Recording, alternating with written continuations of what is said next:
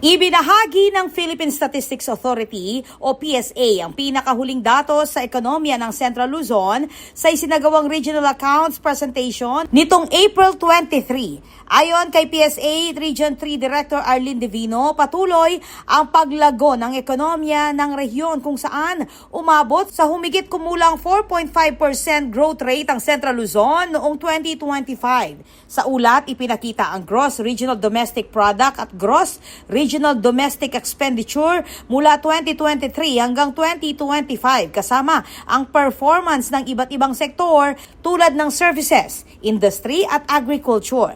Binigyang diin din ng PSA na mahalaga ang mga datos na ito upang matukoy kung aling sektor ang dapat tutukan ng pamahalaan at policymakers para sa mas targeted at effective na development strategy.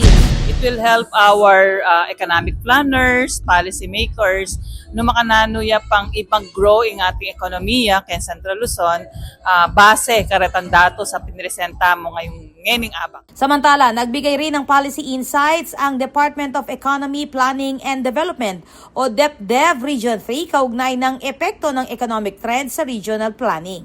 Ayon sa PSA, ang regular na paglalabas ng regional economic data ay mahalaga upang mapanatiling informed ang publiko at masuportahan ang evidence-based decision-making sa rehiyon. Mas karetang datos sa pinresenta tamo, focus tamo na nung sektor, na nung industry, yung kailangan tamong tutukan para mag-grow pa ang economy ng kakatamong rehiyon. Ako po, Patricia Mamangon para King News Force Pampanga. Balitang tutuking Balen, susuyo.